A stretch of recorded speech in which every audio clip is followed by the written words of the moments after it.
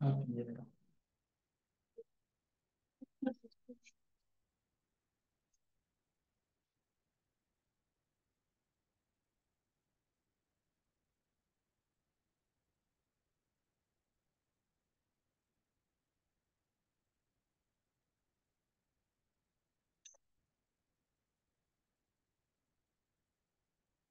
La durée de la présentation doit se situer en 13 et 15 minutes.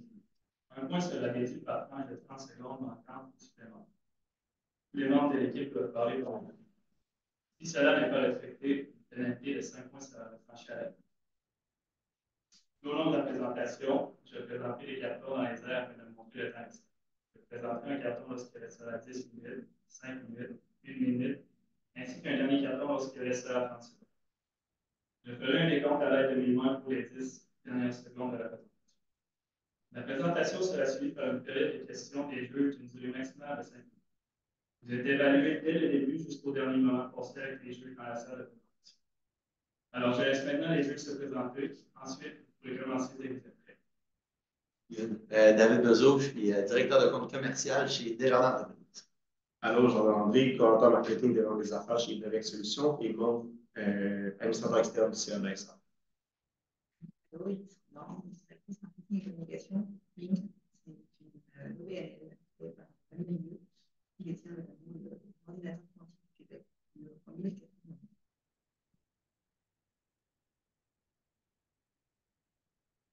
Bonjour. Étant moi-même membre d'une association étudiante, je considère que s'impliquer, c'est quelque chose de bien important et que ça apporte des connaissances qui peuvent aider les étudiants tout au long de leur vie. Je me présente Anaëlle Boulet, accompagnée de Ariane Cadieux et Florence Plamondon. Et aujourd'hui, on a le mandat d'établir une stratégie afin d'augmenter la portée de l'ASA auprès de ses membres fantômes, avec comme objectif de faire connaître davantage les activités organisées à FSA et les services offerts. On a ici la table des matières, c'est ce qui va vous être présenté lors de notre présentation. Donc, tout d'abord, on a établi on a constaté, en fait, des forces et des points à améliorer auprès de votre entreprise, de la XAL. Donc, vous êtes super bien établi. Ça fait plus de 60 ans que la XAL existe. Vous avez une bonne présence sur les médias sociaux. Vous rejoignez déjà des milliers de jeunes. Et vous avez une très bonne structure avec tous les conseils, les associations qui découlent aussi de la XAL, ce qu'on a constaté en faisant une analyse. On a aussi constaté que vous ne possédiez pas de compte TikTok, mais que c'était une avenue qui était envisagée là, par des membres du CE.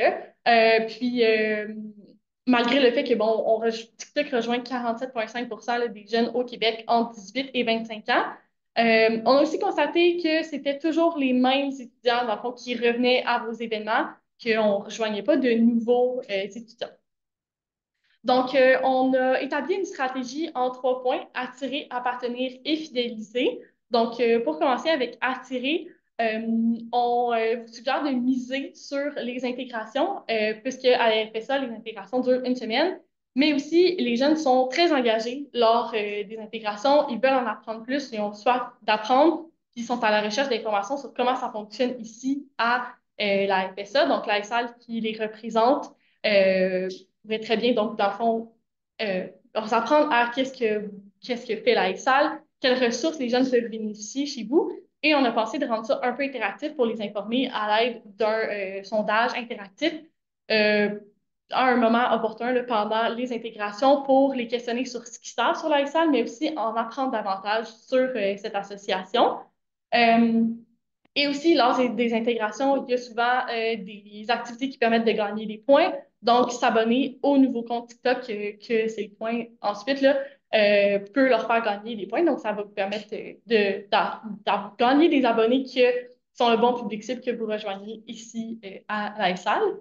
Donc, comme mentionné, la création d'un compte TikTok sur lequel on vous suggère de partager des capsules informatives sur quelles ressources les jeunes peuvent avoir chez vous, mais aussi des outils qui peuvent, voilà, puis sur les informer là, sur leurs droits et tout, mais aussi de les partager sur d'autres réseaux sociaux que vous utilisez déjà comme Facebook et Instagram.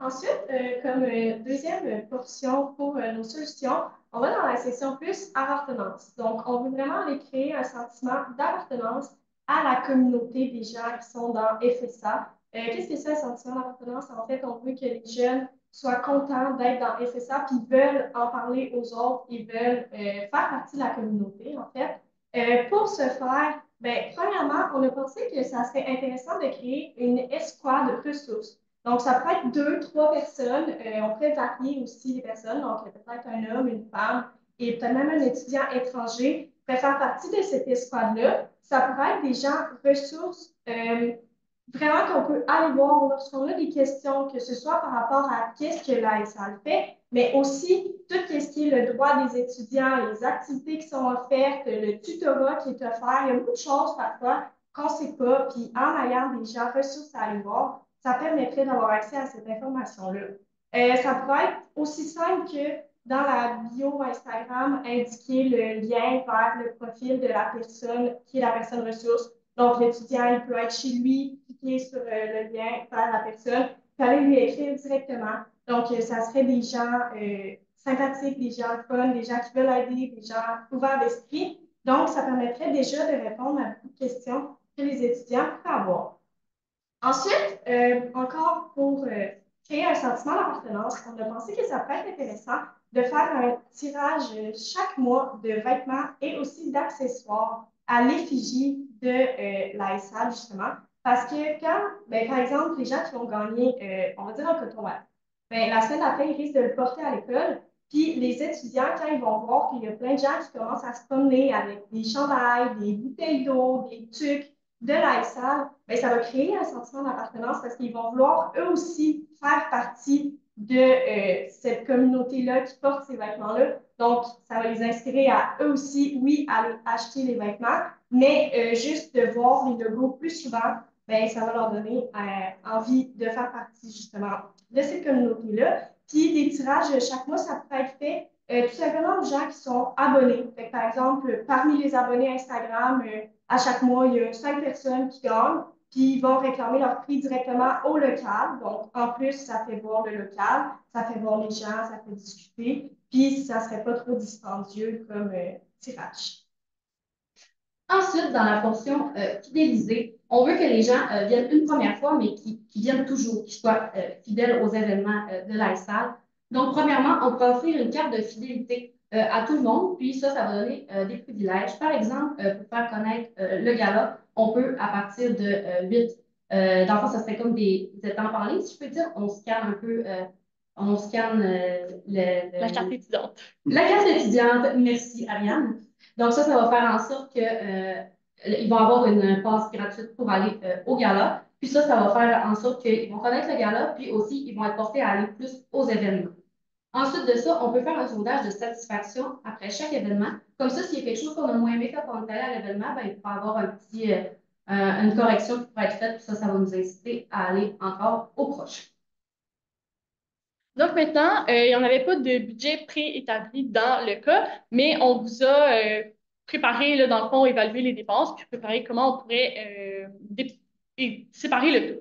Donc, on est allé avec autour de 3 000 $. Donc, la majeure partie de notre budget va à fidéliser. Ce qu'on a calculé, dans le fond, dans cette portion-là, c'est le prix des billets, dans le fond, que vous allez donner aux gens qui se mériteront, dans le fond, un billet pour le gala FSA. Et ça, on évaluait ça environ un 2 000 $. Là. Tous les montants qu'on va vous présenter, là, dans le fond, c'est sujet à réajustement là, avec d'autres chiffres sans problème. Ensuite, on a évalué un 24% pour attirer là, les blancs, ouais, pour attirer les jeunes, ça se ressemble. Donc, pour attirer, puis ça, dans le fond, c'est le budget pour les dépenses. J'ai pas le bon. Pour le. Voyons. Les cotons matés. Voilà. Donc, pour le tirage, pour l'appartenance, pour tirer les cotons matés. Vous m'excuserez l'erreur. Donc, dans le fond, on évaluait ça à peu près un 800 $. Donc, pour faire tirer coton watté, articles promotionnels là, à l'effigie de la SAL et de la FSA. Donc, voilà, à peu près 800 $. On a ensuite un 6% du 3 000 $, donc qui est à peu près 200 pour attirer. Donc, ça, c'est les dépenses du budget publicitaire pour la plateforme TikTok. Donc, on évaluait ça à peu près un 5-10 $ par mois durant le temps de la session. Et on a un 9% qui est à peu près 300 là, de contingence, donc d'imprévus pour des frais qui seraient supplémentaires pour plateforme, concours, etc. On vous a préparé ici un échéancier. Donc, dans la portion attirée, on a la présentation lors des intégrations étudiantes en septembre. Donc, cela pourrait avoir lieu seulement comme au mois de septembre pendant les intégrations. Mais pour les autres suggestions qu'on vous a faites, donc TikTok, les squads ressources, les tirages, carte fidélité et sondage de satisfaction, et c'est toutes des stratégies qui pourraient être mises en place là, tout au long de l'année, donc de septembre à avril. Voilà. Donc, pour ce qui est des indicateurs de succès, pour savoir, dans le fond, à quel point la stratégie a bien fonctionné, premièrement, évidemment, une fois que le compte TikTok aura été créé, ben, ça va être d'aller voir combien d'abonnés il y a au compte TikTok. Par après, on pourra même peut-être le comparer avec le compte Instagram et le compte Facebook qui sont déjà existants, voir qu'est-ce qui est possible de faire. Par après, on a parlé dans le fond que, en fait, vous êtes en train d'apporter des modifications à votre site Web. Donc, la carte qui va être scannée lorsqu'on va à des événements va être intégrée directement au site Web. Donc, les étudiants qui arrivent à l'événement ouvrent leur téléphone, vont sur le site Web, ils se connectent, ils ont leur carte, ils la scannent. Puis, vous, dans vos informations, vous avez le nombre d'étudiants qui sont allés à chaque événement. Donc, avec ça, vous auriez le nombre de scans de la carte de fidélité. Donc, vous pourriez savoir si ça fonctionne bien, quel événement fonctionne mieux qu'un autre, puis par après, réajuster. Ensuite, ben là, ça revient pour même. On a le nombre de participants aux événements qu'on va connaître justement avec la carte de fidélité. On a les ventes d'événements et objets à l'effigie de la SAL. Donc, est-ce que les ventes qui ont augmenté suite à la stratégie du sentiment d'appartenance? Est-ce que les ventes ont augmenté? Finalement, on a le nombre d'inscriptions aux bourses et les billets vendus au gala. Donc, encore une fois, est-ce qu'on a réussi à faire augmenter le nombre d'inscriptions au gala et le nombre de participations pour recevoir des bourses? Et quoi faire si les indicateurs, finalement, on se rend compte que ça n'a pas fonctionné aussi bien qu'on l'espérait? Ben, premièrement, si le nombre d'abonnés TikTok, finalement, il ne vient pas rejoindre le nombre d'abonnés qu'on a, par exemple, sur Facebook, il n'est pas autant élevé qu'on aurait voulu, ben, ça va être important d'aller peut-être augmenter le budget publicitaire qu'on a, principalement le budget publicitaire pour TikTok. Ensuite, si le nombre de scans de la carte fidélité ne répond pas aux attentes qu'on s'était fait en début d'année, ben, on va pouvoir diminuer le nombre d'événements nécessaires pour avoir accès à notre billet gratuit pour le gala. Donc, à prime abord, on avait proposé peut-être, après une participation à 8 événements, l'étudiant a un accès gratuit au gala FSA. Mais si on se rend compte que c'est trop élevé, ben là, ça va être important d'aller réduire le nombre. Peut-être qu'on peut dire 7 événements, sinon même 6 événements. Donc, suite à ce que sa carte aurait été scannée 6 fois à 6 événements différents, ben, il aura son billet d'accès pour le gala. Et finalement, si le nombre d'inscriptions aux bourses et le nombre de billets vendus pour le gala ne répond pas aux attentes, ben, on préfère une tournée des classes. Donc, aussi simple que ça, la SAL pourra aller se promener dans les classes de certaines facultés de la FSA pour aller expliquer en fait qu'est-ce qu'ils font, pour aller parler justement du gala, puisque oui, il est présenté sur les médias sociaux, mais pas mieux que d'aller l'expliquer aux élèves en face à face, en bouche à bouche, dans les classes directement. Donc, en bref, on vous a présenté une stratégie qui était constituée en 3 parties. Donc, attirer, appartenir et fidéliser les gens qui font partie de la SAL. Par la suite, on vous a aussi présenté un budget qui peut représenter précisément le pourcentage de où l'argent sera utilisé. Et on vous a aussi présenté un échéancier de comment les choses pourraient se faire. Donc, selon nous, avec cette tactique-là, c'est certain que l'ASA va être capable d'aller chercher des nouveaux participants à ces activités. Et si vous avez des questions ou besoin d'aide à amener dans cette solution, ben, n'hésitez pas à venir nous voir. On va toujours être présent pour vous aider. Merci beaucoup. Merci à vous.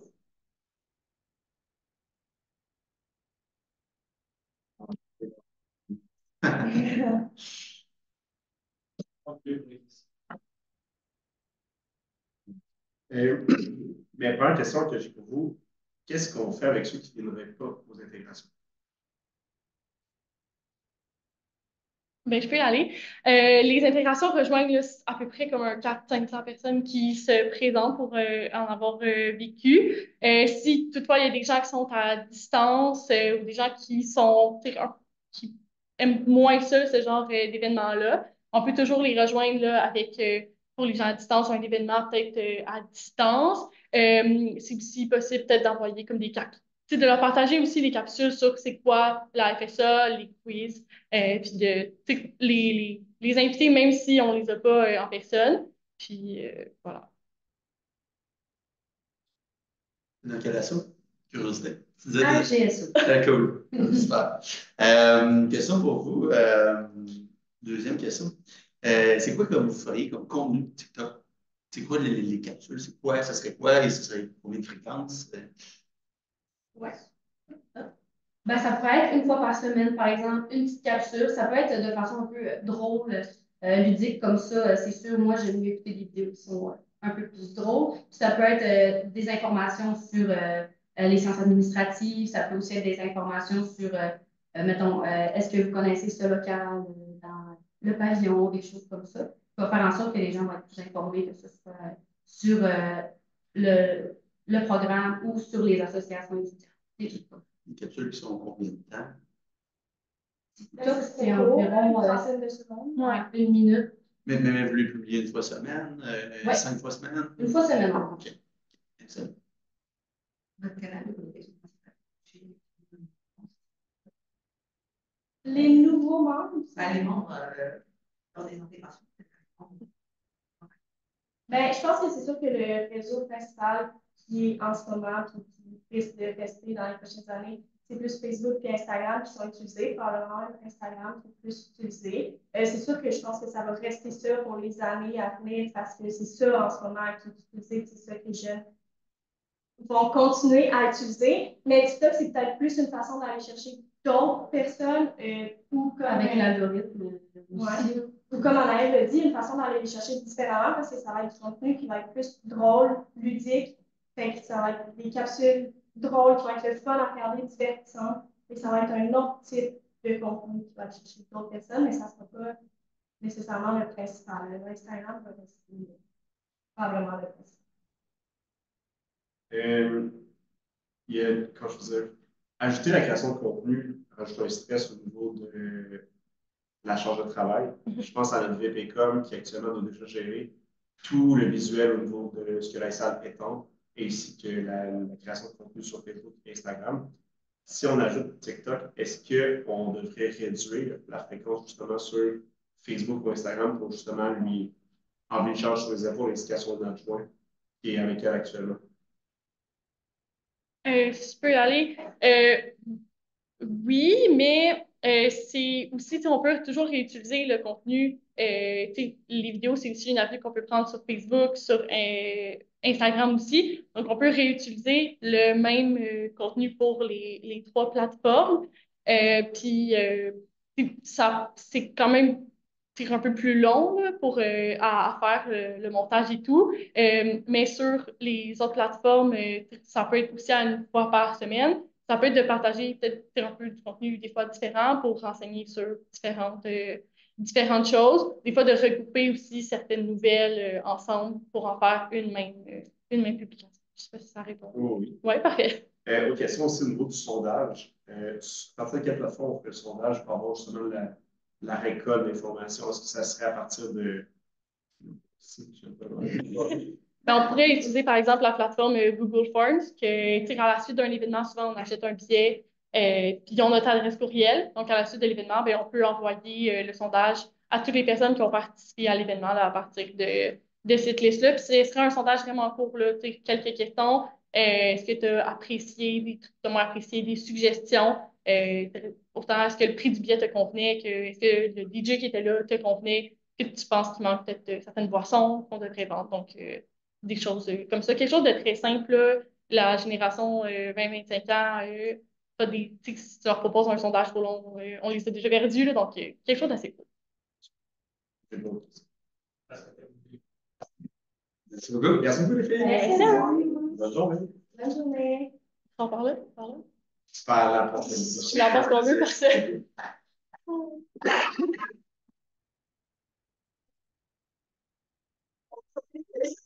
Merci.